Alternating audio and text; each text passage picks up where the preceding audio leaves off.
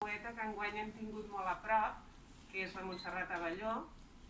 Ja sabeu, els que heu seguit el curs, que alguns heu baixat a l'exposició de la Montserrat Abelló, que hem posat el nom a la biblioteca de l'Institut, nom Montserrat Abelló Soler, i parla del fet d'escriure. Jo crec que és una poeta que arriba molt, no cal escriure poesia per llegir-la i per estimar-la.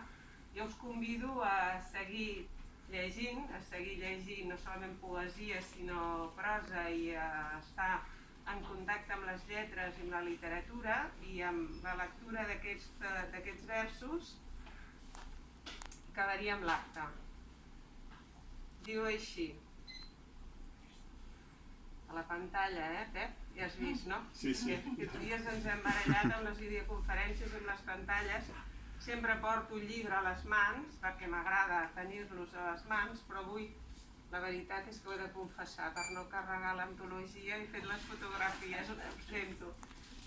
Diu, vivim entre marges com les paraules dins les blanques pàgines d'un llibre, atapeïdes, ordenades des que foren escrites, inexorablement fixades ahir.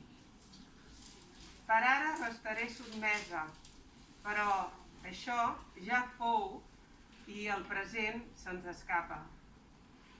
Tot va quedant fixat com en un gran llibre mal escrit.